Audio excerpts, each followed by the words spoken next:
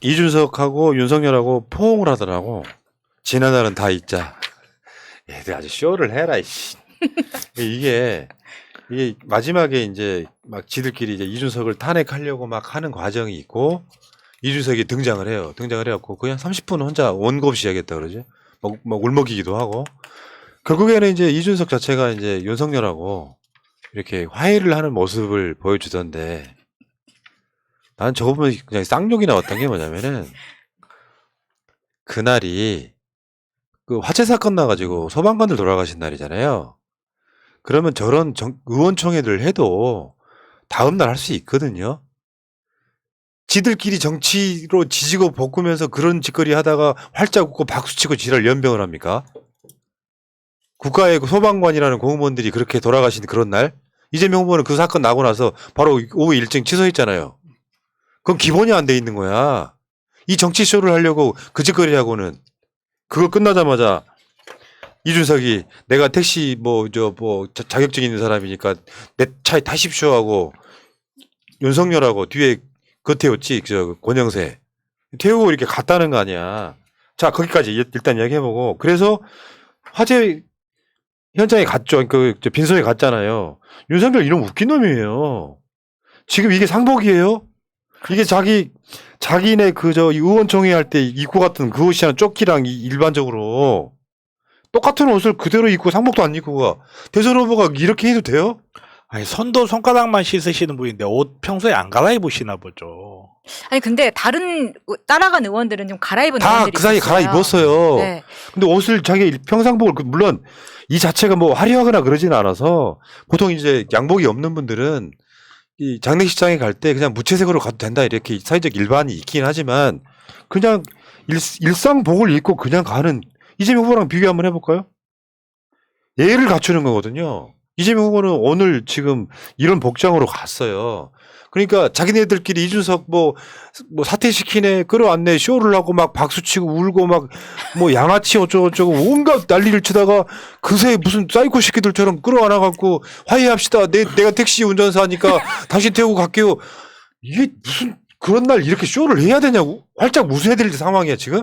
아니 사실 일반인이면 급한 일이 있으면은 급하게 장례식장에 갔을 때는 저런 무채색 옷이 이제 납득이 될 수는 있는데 대선 후보로서 간 거잖아요. 야당의 대선 후보. 근데 이 정도 되면은 캠프에서 빠르게 옷을 공수를 하거나 집에 갔다 오는 거 뭐 어렵지도 않고 그냥 그 자리에서 빌릴 수도 있습니다. 누구랑 급하게 맞아요. 옷을 갈아입을 수도 있는 거고 빌려서 넥타이 고쳐 멜 수도 있는 건데 그걸 하지 않았다는 것 자체가 놀라운 거예요. 캠프의 대응력이 완전히 떨어진다는 거죠. 아니 그러니까 범국민적으로 좀 안타까운 사건이 일어났어.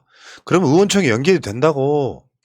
거기서 그 이준석 하나 끌어내리려고 그 땡쇼를 하고 이준석 나타나가지고 뭐라고 하니까 그때 이제 내가 후보님 돕겠다고 하니까 그때 또 활짝 웃고 그런 짓은 정치인이 할 일이 아니라고요. 또 재밌는 게 이준석은 여기에 대해서 이준석이 아니라 윤석열은 여기에 대해서 이미 한번 욕을 먹은 적이 있어요. 동영상까지 돌았었죠. 뭐냐 기억을 하시는지 모르겠는데 현충원에 가는 길에 넥타이 색깔이 안 맞는다 해서 야 이 색깔을 입는 게 맞냐 이 씨바 뭐 이런 영상이 나중에 오해였다라는 게 밝혀졌지만 그런 식으로 해서 어떤 자리에 참석을 할 때 그 자리에 맞는 복장을 해야 된다는 것에 대해서 이미 한번 경험이 있는 사람이에요. 근데 어떻게 보면 현충원보다 훨씬 중요한 공무원들, 우리 소방관 3명이 화마의 현장에서 비극적인 죽음을 맞이한 자리에서 또 다 똑같은 실수했다는 것은 학습 능력이 0으로 무한수렴하는 사람이라는 거죠. 맞아요. 네. 맞아요. 그리고 다른 걸 떠나서 그냥 반대로 생각해 봅시다. 민주당이 내부 권력투쟁 때문에 자기들끼리 막 지지고 먹다가 환하게 웃으면서 국민들한테 우리 사과했어요 같은 걸 보여주는 게 어제 상황에 맞았냐고. 나는 이거 사람들도 아닌 것 같아. 국민들을 대하는 태도가 없어. 그러니까 지들끼리 권력투쟁 엄청 하다가 잘까지도 아니고 봉합이 되고 나니까 또 헤헤거리면서 장례식장을 가요. 복장도 안 갖추고. 근데 그 장례식장을 가는 것도 사실 가게 된 게 말씀하셨다시피 오늘 후보님이 의총 직후 평택에 가시는 일정이 있는 것으로 압니다. 제가 국민의힘 대표로서 택시 운전 면허증을 가진 사람으로서 후보님을 손님으로 모셔도 되겠습니까? 이렇게 그러니까 하나의 이벤트로 이 소모해버리는 네, 거죠. 빈소에 예. 갔다는 것 자체가 굉장히 그 동기부터 좀 불순했었는데 아이고. 이제 차를 타고 가는데 이제 오늘 인터뷰에 의하면 차 안에서 그래서 뭐 본인들의 갈등 이야기도 있지만 이 평택에 가는 이유와 사고에 어떻게 해결할 것인가에 대해서 이야기를 한 게 아니라 윤석열은 그 안에서 차가 밀리기 시작하니까 잤다는 거예요. 얼마나 써먹써먹했겠어요. 말도 안 하고 아유 식사나 하셨어요. 아유 드셨구나. 육개장은 나온답니까? 왜 이러고. 내가 검찰총장이었으면 너 이 새끼 뒤졌어 이런 느낌이었겠지. 그렇죠. 그리고 참 이준석도 이준석인 게 택시 운전사가 자격증은요. 전 국가 전체에 숫자가 정해져 있어요. 쉽게 말해서 택시 운전사 자격증을 이준석이 따고 있으면서 한 사람은 택시 운전을 못 합니다. 그러네. 예. 근데 그거를 자기 홍보용으로만 계속 쓰는 거예요. 그러니까 저도 딱 그 멘트를 하는 데서 나 택시 운전 면허증 있어 이걸 이야기하고 싶었던 거를 자기가 말하던 그 플랫폼 노동자 그걸 이야기하고 싶은 거예요. 그리고 이게 쉽게 말해서 어떻게 이런 일이 벌어지냐면 국민의힘 의원들대로 분기 탱천해서 난리가 났고 이준석은 이준석대로 분기 탱천해서 난리가 났고 극한의 충돌을 일으키는데 따지고 보면 이게 치킨 게임이거든요. 부딪히면 둘 다 죽는 거야. 그리고 국민의힘 의원들은 분명히 알아야 되는 게 국민의힘 의원들의 분노의 방향이 잘못되어 있어요. 그 분노는 이준석을 향해야 될 게 아니라 사실은 윤석열을 향해야 되는 분노예요. 근데 다만 윤석열을 향해 분노를 하기에는 첫 번째는 무섭고 두 번째는 윤석열을 향해 분노를 한다 한들 답이 없어요. 후보를 교체할 수 없거든. 차라리 당대표를 없애고 비상선대위를 하는 게 나으니까. 쉽게 말해서 만만하니까 이준석을 향해서 분노를 하는데 눈앞에 이준석이 있을 때 자기네들이 분노할 명분이 없는 거예요. 그냥. 예. 그러다 보니까 급봉합은 했지만 안에 고름이 남겨진 채로 봉합하잖아요. 나중에 그 상처 다 터져가지고요. 또 터지겠죠. 그거 다시 꼬매려면요 2배는 넓게 절제해야 자, 됩니다. 나는 내가 봤을 때 이준석이 그랬어. 약속을 했어. 또 캠프를 이탈하면 내가 당대표 사퇴하겠다고 했어. 근데 이거 굉장히 중요한 연결고리가 하나 있습니다. 뭐냐면 대통령 선거 날 재보선이 있잖아요. 국회의원 선거 재보선 5군데가 열려요. 서울 종로 이낙연 후보 사퇴한데 서초 갑 윤희숙 그다음에 경기 안성 여기가 그 이규민 의원 그분이에요. 이번에 억울하게 당하신 분. 충북 청주 상당 여기가 이제 정정순 의원. 다음에 대구 중남 여기는 기억이 잘 안 나니까요. 나중에 알고 계시면 댓글창에 올려주세요. 아까 정몽준 올려주셨어요. 7선이었다고. 47에 28. 28년 동안. 태어나서 28 28세까지. 년 동안. 어쨌든 그 재보선이 열리는데 문제는 재보선이 열리면 당대표가 공천을 하는 거 맞잖아. 그러면 그 공천권은 내가 구사하겠다고 하는 게 이준석 생각이고 그건 대선이랑 같이 열리기 때문에 사실상 우리가 공천을 하는 게 맞다. 런닝메이트 개념으로 대선 후보하고 결이 맞는 사람하고 공천을 하겠다. 이게 지금 부딪히고 있는 거야. 그러니까 이준석이 당대표 안 내려놓는 여러 가지 이유 중에 이게 대표적인 거고요. 이준석이 한 말이 있어요. 혹시나 우리 당이 비상 상황이 돼서 비대위를 구성하게 되더라도 비대위원장 추천권도 나한테 있어. 나 함부로 하지 마. 그리고 실제로 저 영남 쪽 말고요. 수도권이나 이런 데는 이준석이 더 인기가 좋아요. 그러니까 이게 윤석열보다 더 인기가 나은 지점이 있단 말이에요. 이게 끌어안을 수밖에 없는 상태에서 봉합을 하는 건데 공천권이 이걸로 끝나느냐. 바로 뒤에 3월, 4월, 5월 바로 뒤에 지방선거가 또 있어요. 이준석은 지방선거도 내 권한이야라고 이야기를 하고 있어요. 그러니까 물론 윤석열이 당선됐을 경우죠. 이준석은 광팔기 진짜 좋은 때 광팔로 들어간 거예요, 정말로. 그러니까 이준석 워딩 중에 진짜 재밌는 게 뭐냐면요. 또 나가면 당대표 사퇴하겠다 이렇게 이야기했거든요. 이준석의 지금까지 입장은 뭐였냐면 나 나간 적 없다가 지금까지 입장이었어요. 나 나간 적 없다. 다른 의원들 당직 다 그만두겠다 하니까 다 그만둬라. 난 여기 있으니까 내가 임명하면 된다. 나 어디 나간 적 없다. 방문 열려 있으니까 언제든 들어와라가 이준석의 지금까지 일관된 입장이에요. 쉽게 이야기해서 다음번에 또 이런 일 나잖아요. 이준석 분명히 그렇게 이야기합니다. 나 안 나갔는데? 나보고 왜 사퇴하라 그래? 그러네. 저는 분명히 그 이야기 나올 거라고 봐요. 그래서 이준석이 원래 또 도망가면이라는 표현을 썼었거든요. 도망을 안 가기 위해서 지금 당사에 당직 그 초소로 맞아요. 만들어 놓고 거기서 선거가 끝날 때까지 숙직을 한다고 합니다. 정확히 나간 적이 없고 사실은 이준석이 문제를 일으킨 건 안 나가서 문제를 일으킨 거예요, 사실은. 그리고 안 나가고 있으면서 계속해서 자기가 당대표로서 당무를 하기 때문에 문제를 일으킨 거고, 그 상황에서 지금 내가 또 도망가면 사퇴하겠다라는 말에 모든 의원들이 의심을 거두고 믿음이 생기기 시작했다는 그 말이 어찌나 웃기든지.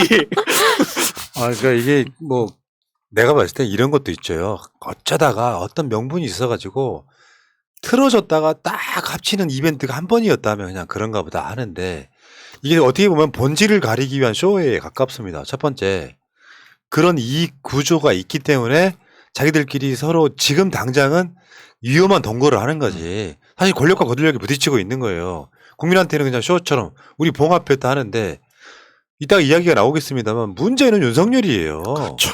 본인의 문제 때문에 지지율 떨어지는 건데 마치 이거를 이준석이 절해서 지지율 떨어지는 것처럼.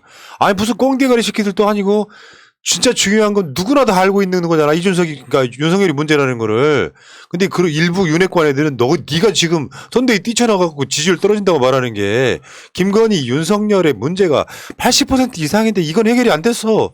어쩌다가 당대표 하나가 막 자꾸 들락날락하는 약간 가출하는 소년처럼 그런 사람이 들어온 게 무슨 대단한 이벤트나 되겠냐고요. 국민들은 이미 저는 마음 떴다고 보는 것이고요. 자, 어쨌건 공천권 갖고 치고받고 싸우는 부분 이제 앞으로 또 벌어질 거예요. 걱정 안 하셔도 되고, 대선 전에 같은 날 선거가 이루어지기 때문에 공천 이야기는 지금 이미 1월 말부터 2월 초에 거의 대부분 확정돼 버리잖아요. 지금 공천이 될 수밖에 없는 상태라서 이걸로 또 싸울 거란 말이야. 이번에 그 윤핵관을 임명할 때 이준석이 그랬다고, 나 이 사람 내가 도장 못 찍어. 그래 결국은 찍어줬어요. 그 뭐 부본부장이니까 임명할 때 이름도 우리가 이철규인가? 그런 식으로 된단 말이에요. 그러면 이 대선 과정에서 윤석열이 선거운동에 공식적으로 대선 후보로 등록을 할 거 아니야. 공천장 받고 등록을 할 때 똑같은 시기에 국회의원 후보들도 공천장을 받고 등록을 한단 말이에요. 5명을, 이게 사실상 런닝메이트니까 윤석열 후보가 공천해야 되는 윤핵관하고, 뭔 소리야? 내가 당대표인데. 그렇게 싸울 수밖에 없는 구조가 놓여 있는 또 거죠. 한 번 더 남았구나. 아주 그냥 난리가 나죠. 지금 이제 뭐 이준석이 들어간다고 해서, 그리고 저는 기본적으로 이준석이라는 사람이 자기 이외의 다른 것들 너무 깔봐요.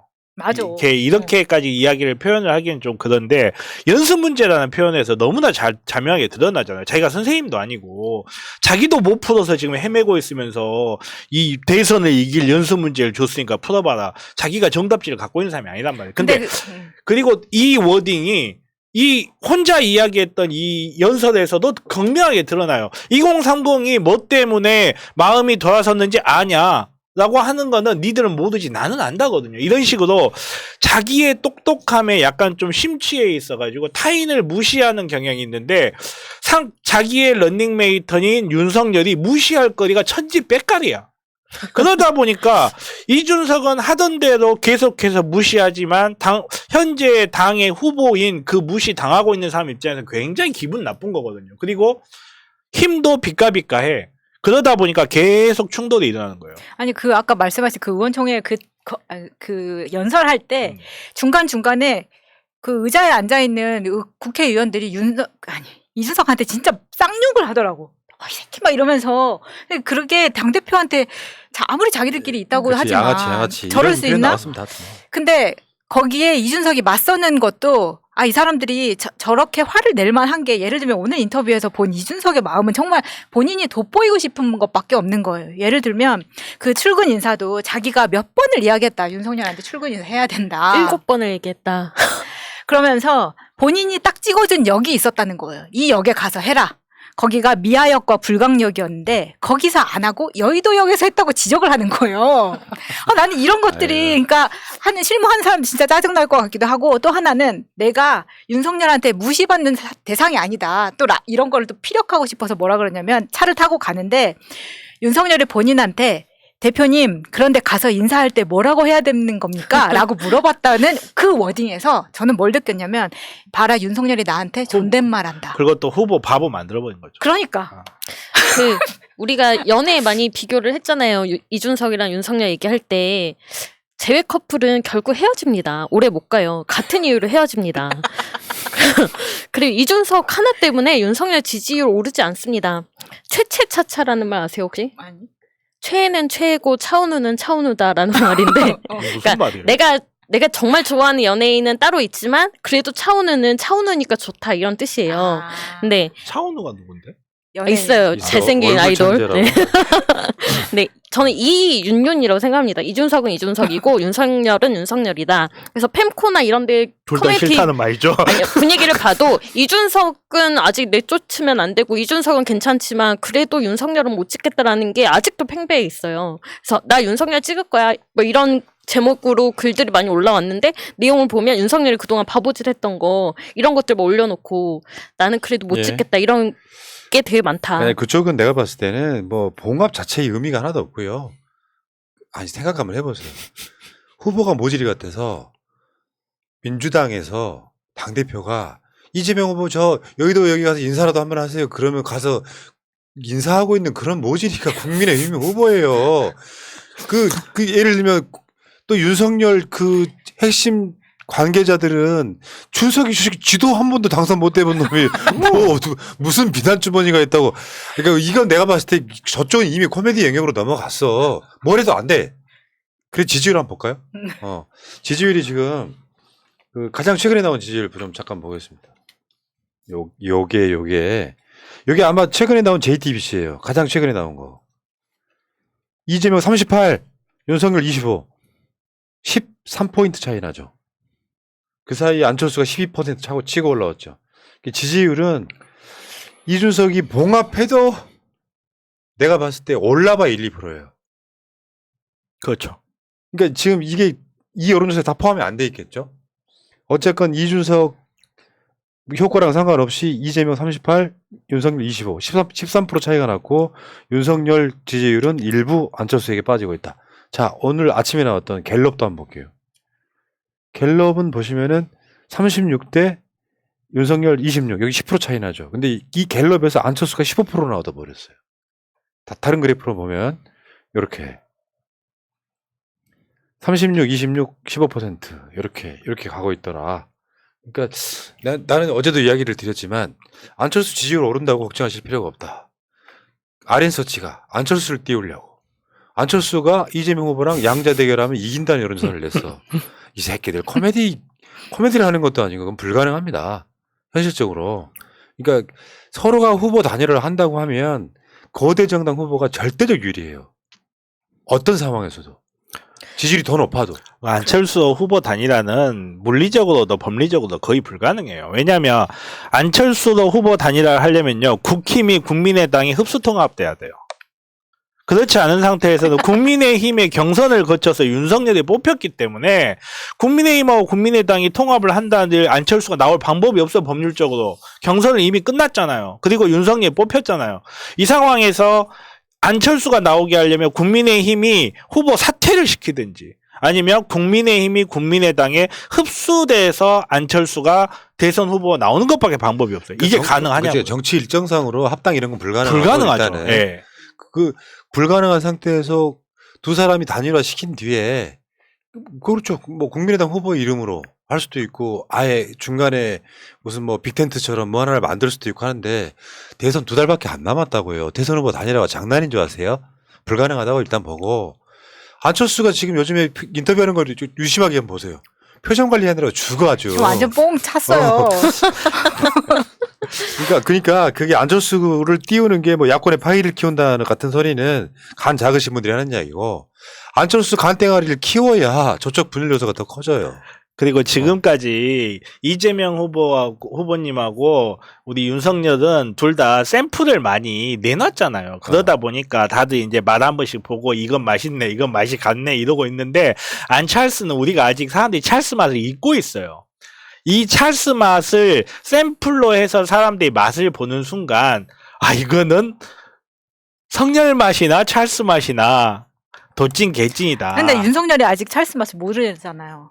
걔는 아무것도 몰라요. 술맛만 알아요. 지금 그분은. 보니까 윤석열하고 안철수를 간짜장 연대라고 하는데 아니 그거 뭐 빵 터져가지고. 아, 네. 근데 우리가 안철수에 대해서 알고 있는 거는 언론에서 바라보는 안철수는 안철수가 달라진 것밖에 없습니다.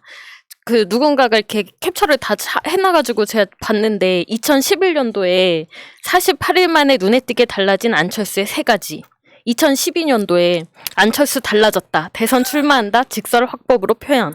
2013년도 안철수가 달라졌다. 자신감 여유 부각. 2014년도 안철수가 달라졌다. 2015년도 달라진 안철수. 사람 챙기고 자기 돈 쓰고. 아니 무슨 카멜레온이야? 2016년도 안철수가 달라졌어요. 현학적 말투 대신 선명하게. 2017년도 안철수가 달라졌다. 강해진 그의 화법은 절박함 때문. 2018년도 안철수가 달라졌다. 양보와 철수는 없다. 2019년도 갑자기 달라진 안철수 개. 야맹 비난 당혹스런 당권파. 2020년도 달라진 안철수. 제3당 돌풍만은 그대로일까. 가장 최근 지난달에 나왔던 거 알쏭달쏭 안철수가 달라졌다. 분명해진 화법 눈길. 벌써 10년 동안 달라지고 있습니다. 안철수가 어디까지 달라져야 되는 겁니까? 아니 결국에 안 달라졌다는 소리잖아. 그대로란 소리잖아. 참 어쨌건 그 후보 단일화에 대해서는요. 여러분 생각보다 쉽지 않습니다. 그리고 정치에 딱 들어가잖아요. RN서치. 난 내가 봤을 때 RN서치가 우리 쪽으로 돌아선 것 같아. 안철수하고 이재명이 이 양자 대결하면 안철수 이긴다는 여론사를 냈어. 그럼 안철수가 얼마나 꿈에 부풀겠냐고요. 그 대한민국 역사에 없는 하나의 모델이 탄생하는 거야. 거대 정당을 사실상 1인 정당의 후보가 먹는 대선을. 근데 그런 상황이 만약에 이제 여론조사로 정해질 거 아니야? 그걸 국민투표를 할 건 아니잖아. 그러면 사람들이 딱 그 순간이 되면 지금 여론조사랑 완전히 다른 결과가 나옵니다. 그래도 유력 정당의 후보가 단일 후보가 돼야지. 그리고 수권 능력이 있냐고. 이제 와서 뭐 3명밖에 없는 비례대표밖에 없는 그 마라톤만 하시던 그분이 대통령이 되면 무슨 내국 구성을 어떻게 하냐고. 지금 수권 능력이 있는 정당은 제가 봤을 때 민주당밖에 없어요. 국민의힘도 불가능해. 현실적으로 봤을 때. 근데 그러니까 막상 그 여론조사를 하게 되면 안철수 떨어져. 이런 과정을 거치기 때문에 안철수 입장에서는 지금 꿈에 부풀지만 그래서 그 인터뷰를 내가 그냥 참 힘들지만 들어봤거든요. 자신감이 엄청 넘쳐요. 윤석열 후보가 그 뭐랄까 자기 그 무식함, 뭐 김건희 등으로 표가 빠지는 것을 엄청 즐기고 계시더라고. 훌륭하신 분이지. 또 재밌는 게 이 RN 리서치 이 여론조사가요. 저는 어저께 국민의힘의 그 봉합 쇼를 이끌어낸 주요 원인 중에 하나였을까 저는 생각을 해요. 말 그대로 치킨 게임을 하는데 치킨 게임 할 때 아무것도 안 보이거든요. 나 죽어도 좋아 하고 막 달려가는데 갑자기 니네들이 이렇게 가면 안철수한테 뺏긴다 다다다 하니까 거기밖에 안 보이는 거야. 빨리 정리해야 돼. 왜? 안철수한테 뺏겨봐요. 지금 국민의힘 의원들 다음 총선 때 몇 명이나 살아남겠어요. 네. 다 죽거든. 그리고 결국 말씀하신 RN서치 여론조사는 공표 금지됐습니다. 아 맞아 네. 맞아. 제대로 된 그 여론조사가 아니라고 못 지켜가지고 돼서. 네. 야 팩트 체크 최고다. CBS에서 난리 나던데? 자 어쨌건 지금 우리가 안철수가 뜨고 있다 이런 거는 안철수가 지금 대선 후보로 나와서 후보가 나오려면요. 작년 서울시장 보궐선거 때쯤에 합당을 했었어야 돼요. 지금은 불가능하다고 봅니다. 전혀 신경 안 쓰셔도 될 것 같고요. 우리는 윤석열하고 선거를 치를 가능성이 더 높아요. 근데 안철수가 윤석열 표를 뺏어가 버리고 있네 지금. 그럼 윤석열은 자꾸 불안감에 휩싸이는 지지층 때문에 동요하기 시작하겠죠. 그때 이재명 후보는 지지율을 막 치고 올라가서 지금 사실상 여론조사마다 다르겠지만 40% 육박하거나 일부 여론조사는 40%좀 나오고 있잖아요. 그것도 여러분들 아시겠지만 아실지 모르실지 모르겠는데 역대급이에요. 3자 구도일 때 40% 정도 찍는 건 굉장히 쉽지 고공행위라는 않죠. 거예요. 예. 여기까지 하겠습니다.